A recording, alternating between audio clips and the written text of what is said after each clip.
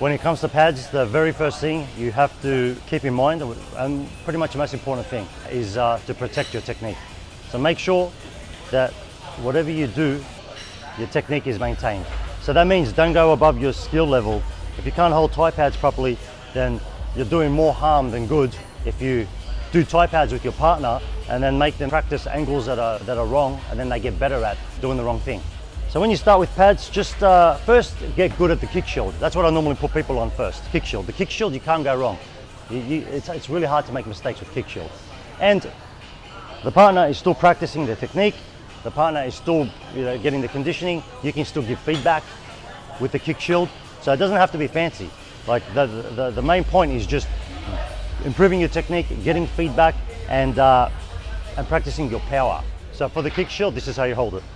Go in your stance. So make sure you're always in your stance. When you do all pad work, be in your stance. So don't be like that, and don't distort it. Don't distort your stance. So you're in your stance.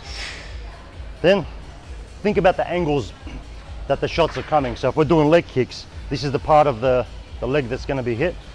That's where I put the pad. Rule of thumb, always for your partner should be kicking the middle of the pad.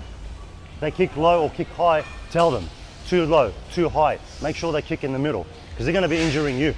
Plus, they're practicing not being accurate. That's one. But secondly, you don't want to be taking shots in your knees, taking shots on your hips, and you don't want them to hurt you. All right. So kick in the middle, and the middle. If I took that off, that's the middle of my thigh. So that's where I place it. If I want to do body kicks, I'd lift it up. The middle of the pad will simulate being on my ribs. The common mistake, people hold out here. That makes no sense. All right, so just think about where they're going to hit you on your body, and then emulate it with the pads. Give me a kick. All right.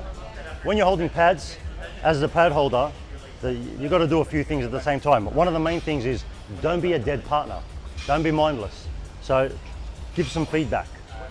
In this case, when he threw a kick, he swung back too much. So now we've got something to work with. He threw 1 or 2 kicks.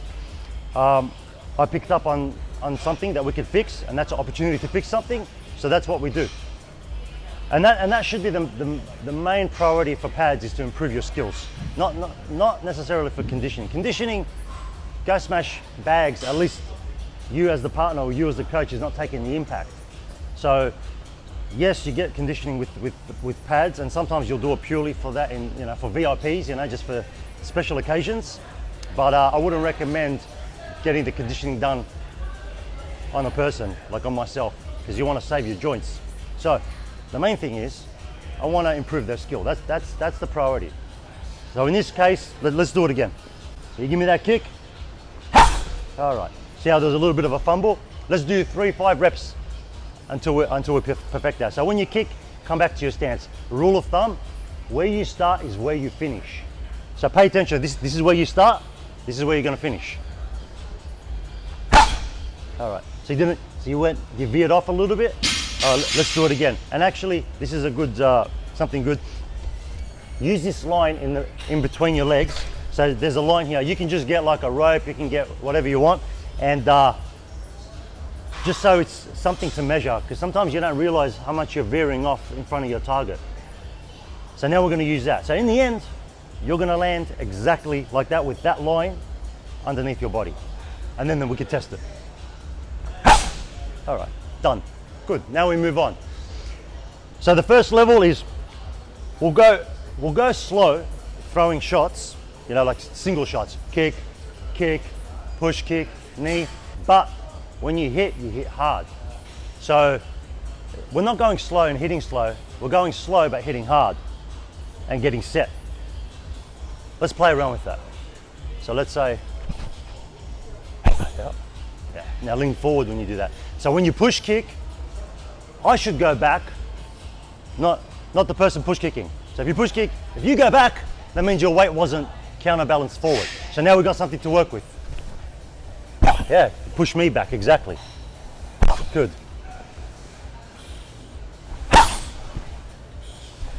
Good. So we're moving slow, but it's hitting hard. So you start, that's the first level. And as you do that, just find little things that you can help, that you can give feedback so it improves. So if their technique was like a 7, and you communicate and you get it to an 8, 8.5, that's progress. That's the habit you want to have for all your pad work. Even if you're a partner. So for a coach, of course, and then if you're a partner, you want to be a valuable partner. So you want to add value to those few minutes, and vice versa. And then you'll compound that over a year, and then you're going to improve a lot.